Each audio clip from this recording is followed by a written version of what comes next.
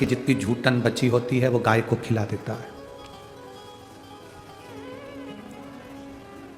बर्तन मांज रहे थे, बर्तन मांजने में जितनी झूठन निकली, जितना झूठा निकला, उसको एक बर्तन में इकट्ठा कर लिया और उस झूठन को गाय को खिला दिया। वो झूठन को गौ माता को दे दिया। एक बड़े भाव से स्मरण करिएगा आप। आपने गौ माता को झूठन तो दे दिया, पर यदि गरुड़ पुराण को अगर आपने स्मरण किया होगा, गरुड़ पुराण को सुना होगा, तो उसमें वर्णन आता है गाय को झूठा खिलाने वाले का अगला जन्म कुतिया का हो जाता है और उसको भी झूठा चाटना पड़ता है।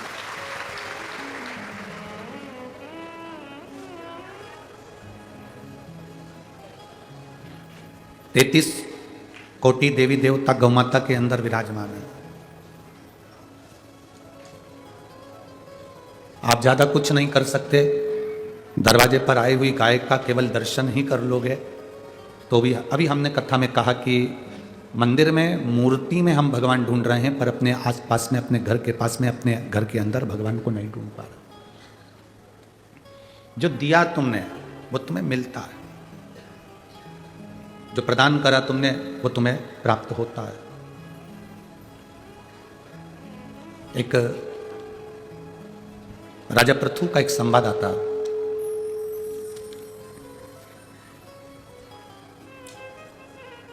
राजा पृथु का एक संवाद बड़ा सुंदर है, जिसके अंतर्गत उन्होंने दरवाजे पर एक संत भिक्षा के लिए आए और जब संत भिक्षा के लिए आए उस समय पर राजा अपने अस्तबल में थोड़ा सा देखने के लिए गए हुए थे और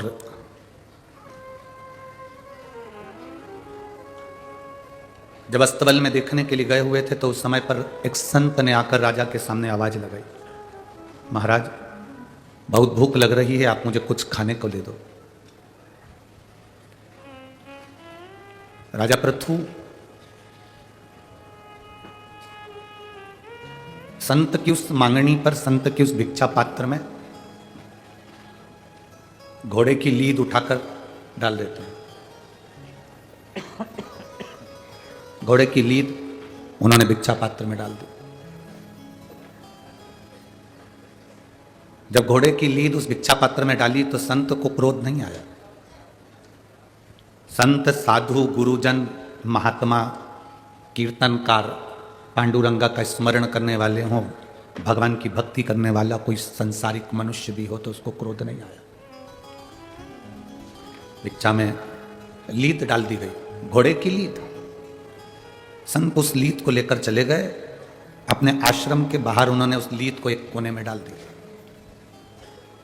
अब घोड़े की लीद कोने में डाली।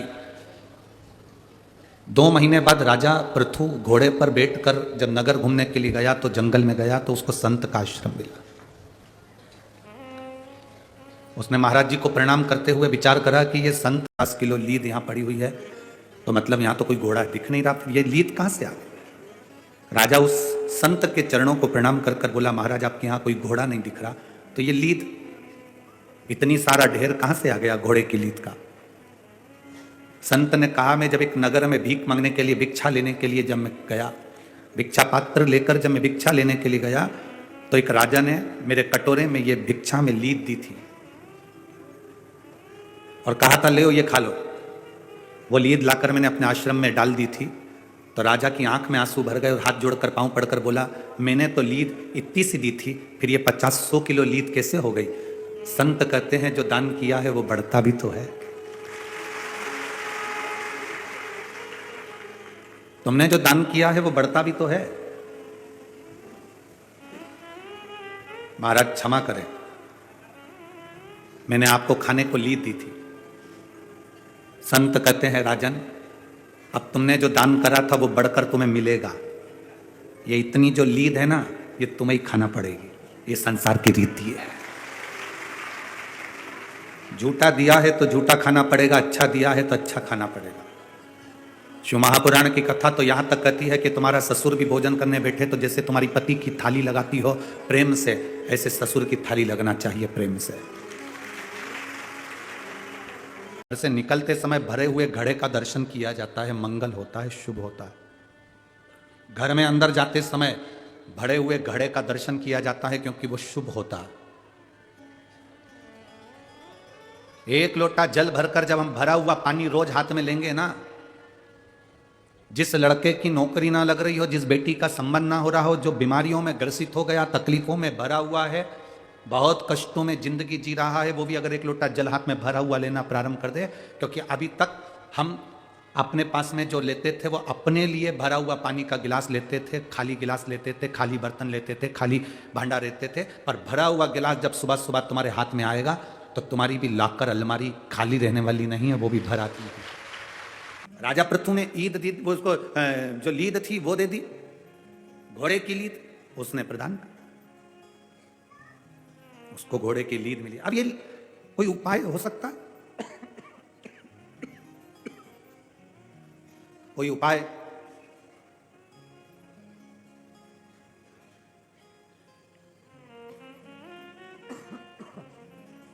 ऐसा कोई उपाय जिससे एक घोड़े की लीद मुझे खाना ना पड़े? राजा पृथु पूछ रहे हैं संत से कि ये घोड़े की लीद मुझे ना खाना पड़े, इसका कोई उपाय है?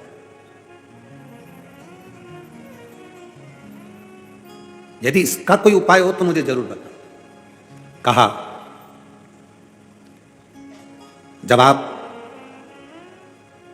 राजभवन में जाएं और आपके नगर के लोग यदि आपकी बुराई करें, आपके लिए अपशब्द कहें, निंदा करें, तो आपका पाप उनके खाते में चला जाएगा।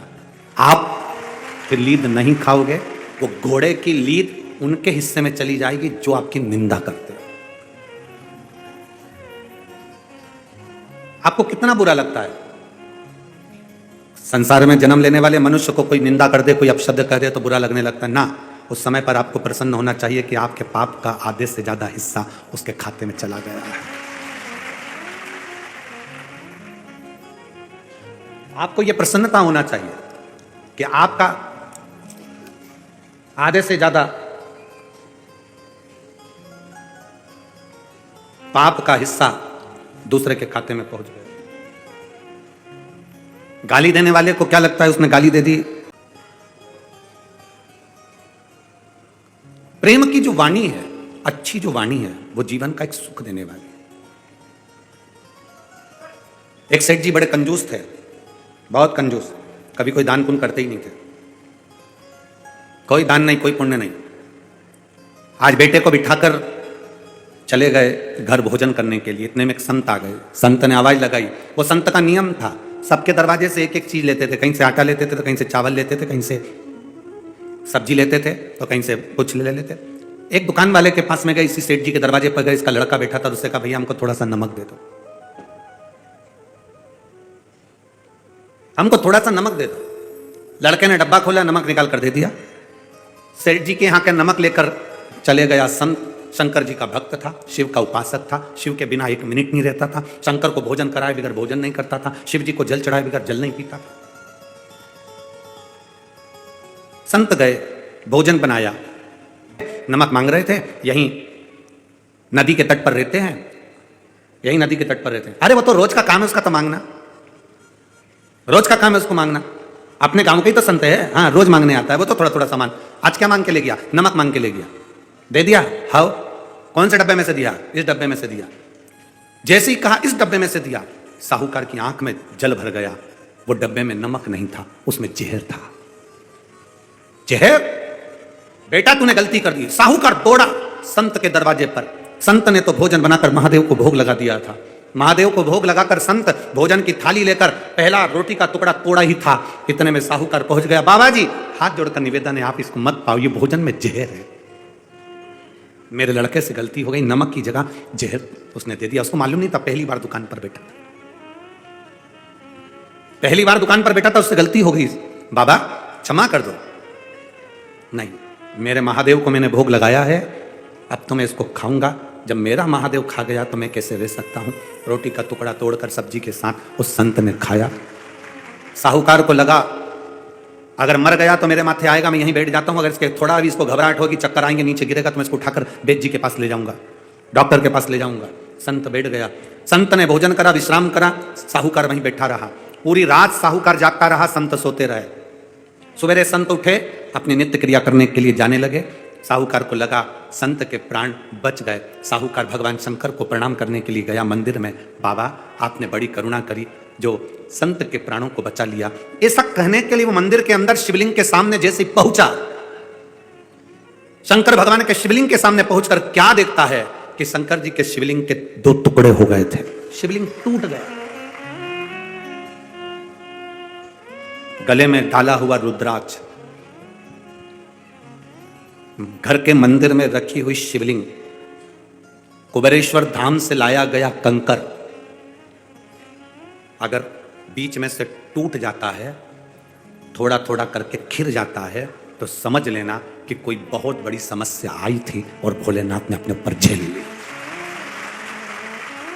रुद्राक्ष, शंकर भगवान का शिवलिंग, तुम्हारे घर में रखा हुआ शिवलिंग, रुद्राक्ष, तुम्हारे गले में पड़ा हुआ रुद्राक्ष हो, घर में रखा हुआ रुद्राक्ष हो। इसीलिए हम बार बार कहते हैं कि अगर इस पृथ्वी पर रह रहे हो, इस भूमंडल पर रह रहे हो, तो अपने गले में एक रुद्राक्ष अवश्य धारण करो। वो तुम्हारे कवच है, बाल बांका नहीं होने दे।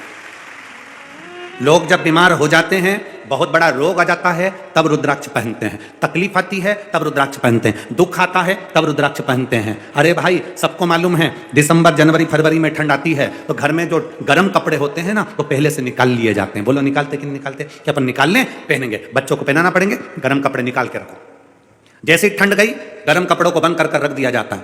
फिर उस गर्मी के हिसाब से कपड़े निकाल लिए जाते हैं, एकदम पतले पतले पहले से निकाले जाते हैं। आपके जीवन में दुख आए, तकलीफ आए, रोग आए, बीमारी आए, उससे पहले एक रुद्राक्ष तुम्हारे गले में अगर पड़ा रहेगा तो तुम्हारे रोग का हरण करता रहेगा। शिवलिंग के टुकड़े हो गए। साहूकार की आंख से जल बहने लगा। संत आए, जल भरकर लेकर तो देखा तो महादेव के 2 टुकड़े थे। साहूकार ने कहा, गुरुजी, आपने जिस विष का भोग महादेव को लगाया था, तुम्हारा पूरा दुख, तुम्हारी मृत्यु को महादेव ने अपने ऊपर लेकर उस शिवलिंग के टुकड़े कर लिए, खुद के ऊपर लेकर।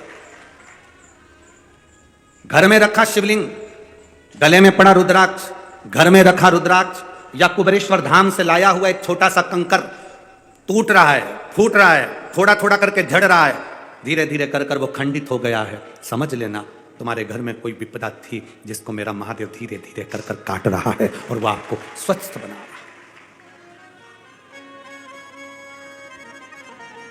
स्वस्थ।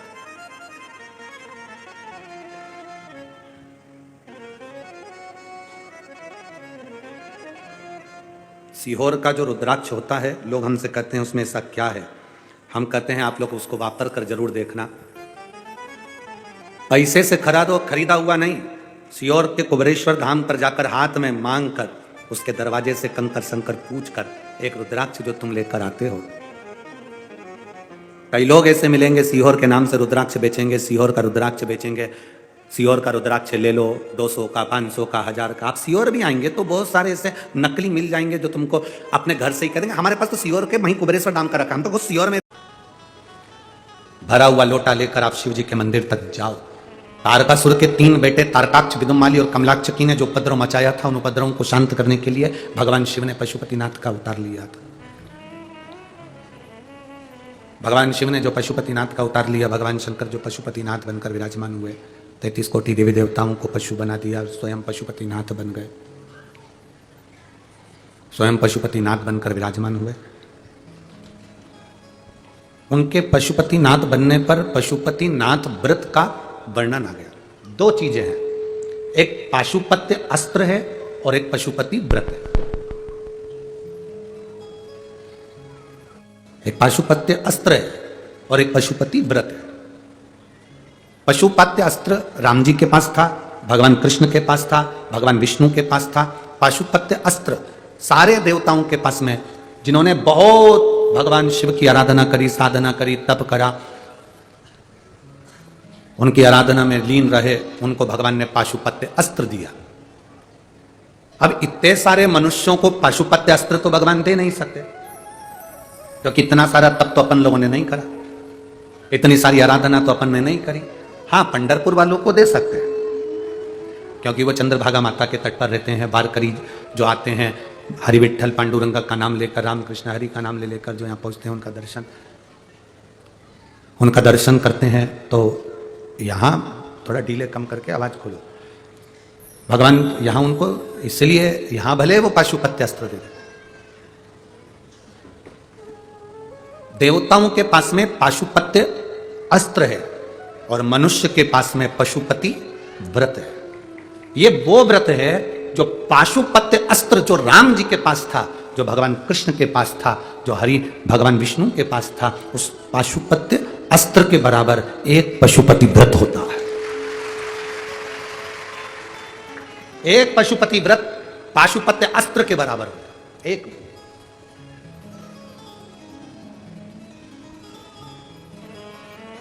आप जितना भाव से पशुपति व्रत करोगे, उतना भाव से मेरा भोलेनाथ उसको स्वीकार करेगा। आज के जमाने में पशुपति व्रत लोग दिखावे से भी बहुत करने लगे, और नए नए लोग, अब महाराज उन तो व्यासपीठ से उन्होंने कह दिया पशुपति व्रत करना है तो 2 बार स्नान कर लो, 3 बार नहा लो, फिर ऐसा करो। फिर कहीं के महाराज ने कह दिया कि मीठा मीठा खा लेना, फिर किसी ने कह दिया ऐसा ही ऐसा कर लेना, तुम तो बस ऐसा धारण करो। ना ना, पशुपति व्रत को ढोंग मत बनाओ, प्रपंच मत बनाओ, और इसको ढोंग ढकोसला मत बनाओ। पशुपति व्रत बिल्कुल सीधा व्रत है। किसी भी 5 सोमवार को कर लो, बीच में रजस वाला धर्म आ गया तो उस सोमवार को छोड़ दो, अगला सोमवार कर लेना।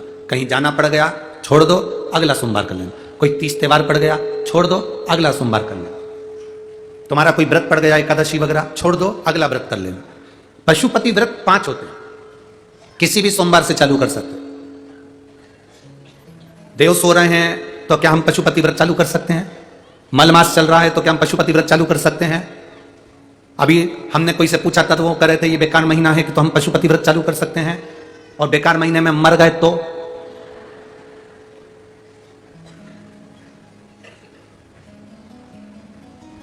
मान लो तुमने कहा भी अगले महीने से करूंगी, अच्छा महीना आएगा ना तब करूंगी। शिव महापुराण तो ये कहती है कि तुमने दुकान डालने का मन में सोच लिया, तुमने दुकान डालने का मन में विचार कर लिया, तो फिर अब कुछ मत सोचो कि अगले महीने अच्छा मुहूर्त आएगा तब डालूंगी। तुम्हारे मन में विश्वास जाग गया, शंकर जी को 1 लोटा जल चढ़ाओ, उस जल को ले जाके दुकान में छींटो, किसी भी दिन चालू कर दो, मेरा महादेव संभाल लो। काल करे सो आज कर, आज करे सो अब, पल में प्रलय हो जाएगा, शिव नाम जपेगा। जलने वाले, ईर्ष्या करने वाले, बोलने वाले सब बोलते रहेंगे, कहते रहेंगे अभी कोई मुहूर्त है, अभी कोई मुहूर्त है, सब कहते रहेंगे मुहूर्त, मुहूर्त का इंतजार करते रहोगे। राम जी महाराज का मुहूर्त था, कल राजा बनने वाले थे, और रात भी पूरी नहीं निकली, और रात को सूचना दे दी गई कि 14 वर्ष वनवास जाना पड़ेगा। इसलिए मुहूर्त का इंतजार मत करो। जिस दिन तुम भगवान का नाम लेकर दिल से श्री शिवाय नमस्तुभ्यम बोलकर जिस दिन तुम मुहूर्त करोगे, उस दिन तुम्हारा मुहूर्त सफल होगा। शिव है तुम्हारा।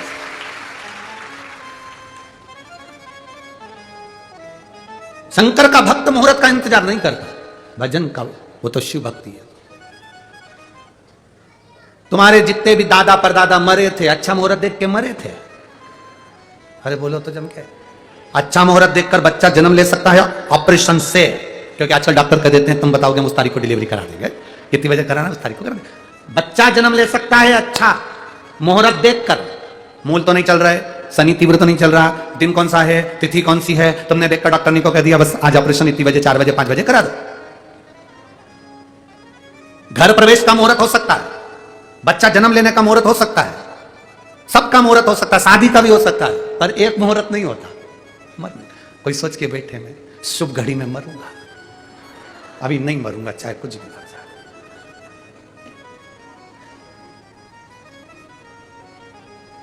कथा कर रही है, भगवान शंकर का बड़ा सुंदर संवाद कर रहा है। पाशुपत्य अस्त्र और पशुपति व्रत। पाशुपत्य अस्त्र हमारे पास में नहीं है, पर पशुपति व्रत हमारे पास है। हमारी दुख की घड़ी में, कष्ट की घड़ी में, तकलीफ की घड़ी में, रोग की घड़ी में वो पशुपति व्रत हमें बल प्रदान करता है। वो हमें बल देता है, पर दिखावे से नहीं, छल से नहीं, प्रपंच से नहीं, एक आनंद के साथ उस पशुपति व्रत को धारण किया जा सकता है। बिना दिखावे के जो व्रत होता है उसका फल 1000 गुना मिलता है। कोई तुमसे कहे कि 2 बार स्नान करना पड़ेगा, 3 बार नहाना पड़ेगा, ऐसा करना पड़ेगा, कई लोग कहते हैं कि उस दिन घर में सब मीठा ही मीठा बनेगा, उस दिन सबका भोजन नहीं बनेगा, फलाहारी सबको करना पड़ेगा, घर के जितने लोग हैं सब नियम धारण करें। ना ना ना, ये नियम हमारे यहाँ नहीं है। एक बार एक टीवी पर एक डिबेट चल रहा था, टीवी के ऊपर उस समय पे चल रहा था करवा चौथ का व्रत, और टीवी वाले करवा चौथ के व्रत वाले दिन बता रहे थे। एक पति के पास वो माइक लेके पहुंच गए। कौन से दिन? बोलो बोलो, जम के बोलो। करवा चौथ के व्रत के दिन उसके पति के पास माइक लेकर गए, और टीवी वालों ने पति से पूछा, तुम बार बार ऊपर जा रहे हो, नीचे आ रहे हो, छत पे जा रहे हो, नीचे आ रहे हो, आखिर तुम ऐसा क्यों कर रहे हो? तो कहा, मैं चांद देखने के लिए जा रहा हूं। तो चांद देखने जा रहे हो? हाँ। व्रत किसका है? पति ने कहा, मेरी पत्नी का। तो तुम चांद देखने क्यों जा रहे हो? पति बोला, सुबह से मुझे कुछ भी खाने को नहीं दिया, भगवान से प्रार्थना कर रहा हूं जल्दी निकल जा, कम से कम इसका व्रत टूटेगा तो मुझे भी तो खाने को देगा। टीवी वालों ने पत्नी से पूछा, तुमने इसको खाना क्यों नहीं दिया? मेरा व्रत है ना, तो व्रत तुम्हारा है तो तुम इसको खाने को क्यों नहीं दे रहे? इसको खाने को क्यों नहीं दिया? अरे मेरा व्रत है तो मेरा, तुम्हारा व्रत है तो इसको खाने को क्यों नहीं दिया? तो क्या फिर मैं इनको खाता हुआ देख सकती हूँ क्या? जब मैं इनको बीमार नहीं देख सकती, इनको दुखी नहीं देख सकती,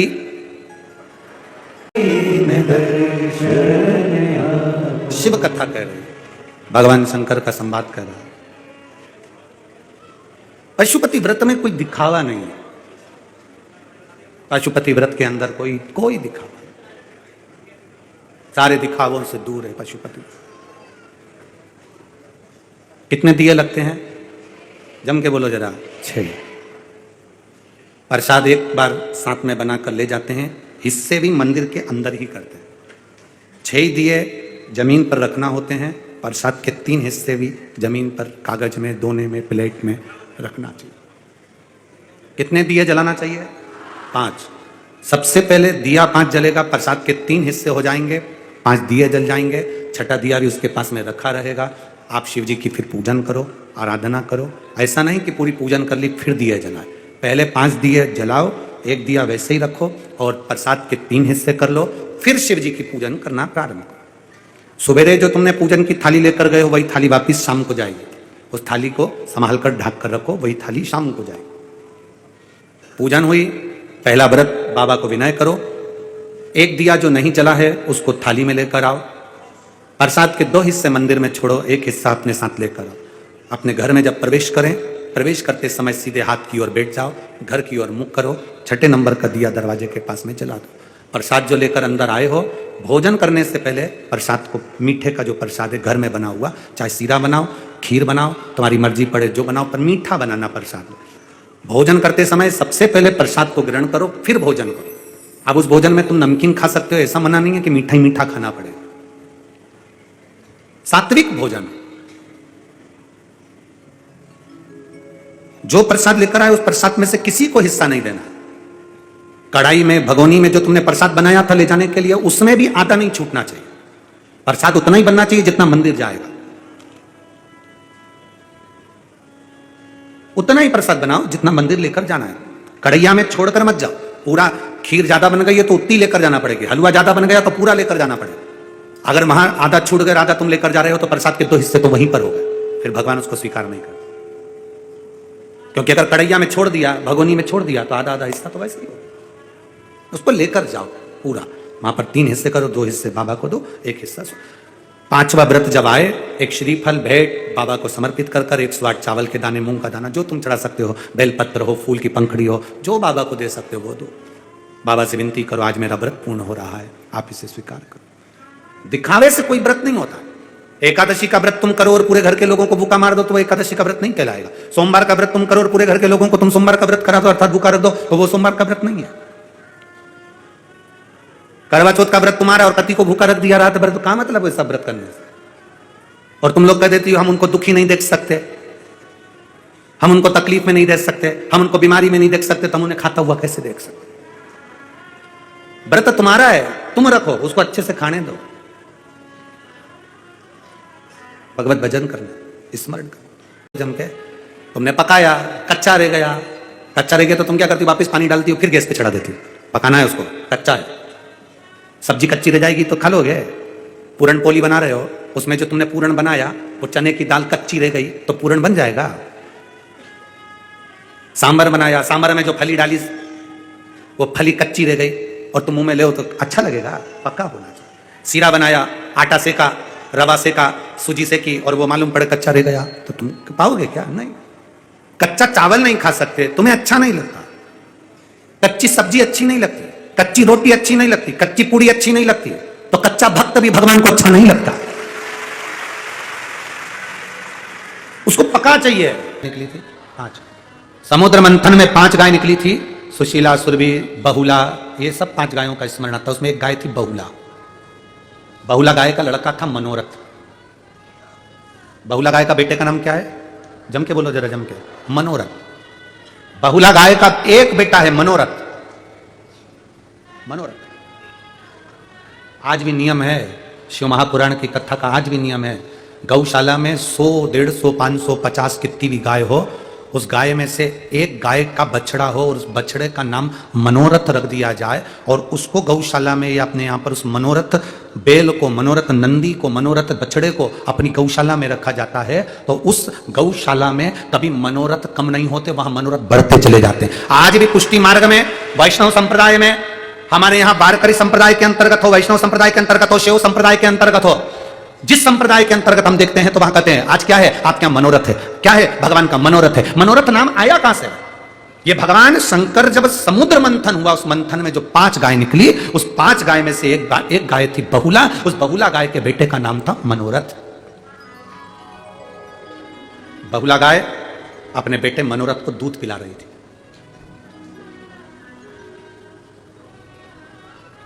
जब बहुला गाय अपने बेटे मनोरथ को दूध पिला रही है, मनोरथ दूध पीते पीते उसके मुख पर फेन आ गया। बछड़ा जब दूध पीता है तो उसके दोनों मुख के साइड में फेन आ गया। फेन आया और वो फेन हवा में उड़ा, देवादिदेव महादेव जहां बैठे थे उनके ऊपर जाकर गिरा। शिव जी पर जैसे फेन गिरा तो शंकर भगवान क्रोधित हो गए। क्रोधित होकर वो मनोरथ को उन्होंने देखा, उसको दंड देने के लिए भगवान शिव आने लगे। तो बहुला गाय के मन में आया कि मेरा पुत्र को शिव दंड दे देंगे, करूं क्या मैं? बहुला गाय को लगा मैं करूं तो करूं क्या? बहुला गाय ने उसी समय पर एक तेज श्वास खींची और बहुत तेज श्वास खींचकर बहुला गाय भगवान शंकर को निगल गई। शिव जी को निगल कर उसने अपने गर्भ में धारण कर। हाहाकार मच गया चारों तरफ, शिव नहीं, शिव नहीं, शिव नहीं, चारों तरफ हाहाकार मच गया। सब भगवान शंकर को ढूंढने लगे, शिव नहीं मिल रहा है, शंकर नहीं मिल रहा है। किसी ने माता पार्वती जी से पूछ लिया, मां आपने क्या बाबा को देखा? देवादिदेव महादेव को कहीं देखा? पार्वती जी जानती हैं एक मां की दशा क्या होती है। एक मां की दशा क्या होती है पार्वती जी जानती है। हमने पहले भी कथा में कहा है, जिसके शरीर पर सफेद रोग हो जाता है, चमड़ी सफेद पड़ जाती है, पूरी चमड़ी का चर्म रोग हो गया, चमड़ी सफेद पड़ गई, उसके लिए हमने कहा था कि एक कार्य, पूर्णिमा के दिन गाय का बछड़ा दूध पी रहा हो, उसके मुंह पर फेन आ गया हो, उस फेन को चम्मच में ले लो और जहां जहां सफेद रोग हो गया है, चमड़ी सफेद पड़ गई, वहां उसको लगा लो और पूर्णिमा की रात्रि को खुले में चंद्रमा की रोशनी में थोड़ी देर बैठ जाओ। उसके बाद स्नान करो। 4-5 पूर्णिमा आपने लगातार कर लिया, 5 पूर्णिमा के बाद आपका शरीर की जो चमड़ी सही थी वैसी की वैसी चर्म होता चले जाता, वो रोग समाप्त हो जाता, चमड़ी अपने असली रंग में आ जाती है। बहुला निकल गई, भगवान को अपने उदर में रख लिया। एक मां की दशा मां जानती है। शिव जी को 2 माताओं ने निकला है। भगवान शंकर को 2 माता निकल गई थी, देवादिदेव महादेव को 2 माताएं निकली हैं। एक अभी आपको नाम बताया, क्या नाम था? जम के बोलो जरा, जम के। बहुला गाय, गौ माता। दूसरे नंबर पर है पार्वती माता। दूसरे नंबर पर कौन है? माता पार्वती। जब भगवान गणेश जी महाराज ने आकर कहा, मां बहुत तेज भूख लग रही है, कैलाश पर जितना अन्न था वो लंकाधिपति रावण लेकर चले गया था। षडानंद कार्तिकेय जी आकर कहते हैं, मां बहुत भूख लग रही है। मां की आंख से आंसू बह गया, मेरे बच्चे भूखे हैं। जया, विषहरा, श्यामजी बारी, दौतली, देव, शंकर जी की 5 लड़कियां सामने आकर खड़ी हो गई, मां भूख लग रही है। नहीं, अशोक सुंदरी आई, शंकर जी की छठी लड़की, उसने कहा मां भूख लग रही। माता ने हाथ में जल लेकर शिव जी को समर्पित करा। पार्वती जी ने, शंकर जी के नेत्र ना खुले, बाबा के नेत्र ना खुले। पार्वती को लगा मेरे बच्चे भूखे रह रहे हैं, रो रहे हैं बच्चे, बिलख रहे हैं बच्चे, और भूख के मारे एक मां अपने बच्चे को बिलखता हुआ नहीं देख सकती। मां ने भगवान शिव को उठाना चाहा, बाबा उठो तुम्हारे बच्चे भूखे हैं। क्योंकि ब्रह्मा ब्रह्म लोक में रहते हैं, भगवान विष्णु वैकुंठ लोक में रहते हैं, मेरा महादेव मृत्यु लोक में रहता है। पृथ्वी पर जैसे आपका घर है वैसा मेरे महादेव का घर है। पृथ्वी पर रहता मेरा शिव है। हर एक व्यक्ति के मन की दशा जान गई पार्वती जी। ये तो बाबा तो नित बन करके बैठे। अगर मेरे स्तनों में दूध आता तो मैं अपने बच्चों को पिलाकर पेट भर देती, पर मेरे स्तनों में दूध नहीं आ रहा, अब करूं क्या? पार्वती जी ने शिव जी को उठाया, निगल गई, माता के स्तनों से दूध बहना प्रारंभ हो गया। पार्वती मैया के जब स्तनों से दूध बहना प्रारंभ हुआ तो गणेश, छटानंद, कार्तिकेय, जया, विशाखा, शामली, बारी, दौतली, देव, अशोक सुंदरी सब ने पिया। अब हाहाकार मचा। जैसे गौ माता निकल गई थी, बहुला शिवजी को हाहाकार मच गया, वैसे ही पार्वती निकल गई तो हाहाकार मच गया। शिव नहीं दिख रहा है, भगवान शंकर ना जाने कहां चले गए, ढूंढा, कौन बताए? तब माता लक्ष्मी और ब्रह्माणी ने कहा शिव जी को, तो पार्वती जी निकल गई, स्तुति करी। माता पार्वती से कहा आप प्रकट करो शिव जी को। माता ने अपनी नासिका से धुएं के रूप में शंकर भगवान को प्रकट करा। शिव जी का नाम ध्रुमवान हो गया, पार्वती का नाम ध्रुमावती माता हो गया। माता पार्वती ध्रुमावती बन गई, ध्रुमावती माता बनकर बैठ गई। भारत की भूमि पर केवल 2 ही मंदिर है माता ध्रुमावती के हैं, एक जबलपुर के पास में है, एक दतिया में, जहां ध्रुमावती माता बैठी। सारे भारत की भूमि पर सारी देवियों को सुहाग की सामग्री चढ़ती है, मांग में सिंदूर, मंगलसूत्र, चूड़ी, लाल चूनर सब चढ़ती है। पर ध्रुमावती माता अपने पति को निगल गई थी, इसलिए उनको सुहाग सामग्री नहीं चढ़ती। वो बिल्कुल मांग में उनके सिंदूर नहीं, पाँव में बिछुड़ी नहीं, पाँव में पायल नहीं, इसलिए स्त्रियों को वो दर्शन नहीं करने देते हैं। सौभाग्यवती नारियों को दर्शन नहीं करा जाता। ध्रुमावती बहुला गाय निकल गई भगवान को, हाहाकार मच गया, अरे शिव कहां है? ढूंढा, बहुला गाय भगवान शिव को निकल गई है। बहुला, हाँ, स्तुति करी सारे देवताओं ने, मां प्रकट करिए शिव जी को। मां कहती है पहले शंकर मुझे वचन दे तो मैं शिव को प्रकट करूं। आप लोग कहते होगे बच्चा जब गर्भ से जन्म लेता है तो उसकी दोनों मुष्टिकाएं बंद होती है, बोलो होती कि ना होती?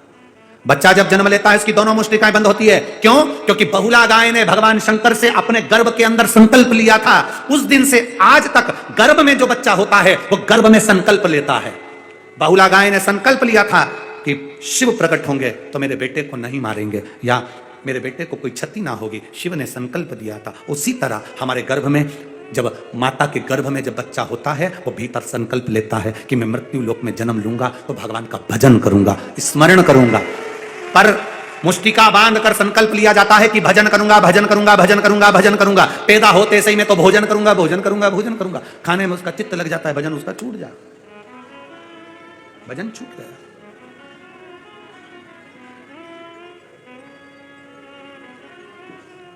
महाराज प्रकट हो गए शिव। लोग कहते हैं शंकर भगवान और नंदी में क्या अंतर है? कोई अंतर नहीं है। शिव का एक स्वरूप गाय के उदर से प्रकट होकर नंदीश्वर के रूप में प्रकटा है, वही शिव है। लोग कहते हैं हम शंकर भगवान को कुछ बात कहना हो तो किससे कहें? नंदी के कान में हमने कहा, शिव ने स्वीकार कर लिया, क्योंकि नंदी शिव का ही एक स्वरूप है, गौ माता के उदर से ही प्रकट हो गया।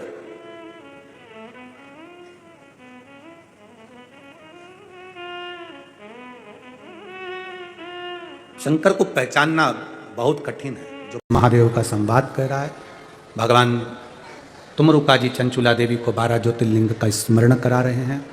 सुंदर सोमनाथ जी का वर्णन किया है, चंद्रदेव का रोग मुक्त किया, मल्लिकार्जुन बाबा का दर्शन कर कर शिव बाबा आनंद पाए, महाकालेश्वर दूषण नाम के राक्षस का संहार किया, विंध्य नामक पर्वत का उद्धार कर भगवान ओंकारेश्वर बने, नर नारायण को वर देकर केदारेश्वर बने, कुंभकर्ण की पत्नी करकटी का पुत्र भीम का संहार कर कर भीमाशंकर बन गए, मनु शत्रुपा को दर्शन देकर काशी विश्वनाथ बन गए, गौतम बाबा से गौ हत्या का दोष मिटाकर बाबा त्र्यंबकेश्वर बन गए, रावण के भाव को शुद्ध कर कर भगवान वैद्यनाथ बन गए, दारुक नाम के राक्षस का संहार कर कर नागेश्वर बन गए, राम जी स्वयं स्थापना करे तो रामेश्वर बन गए, और सुधर्म नाम के ब्राह्मण की पत्नी घूष्मा के बेटे को जीवित कर दिया तो कृष्णेश्वर बन गए।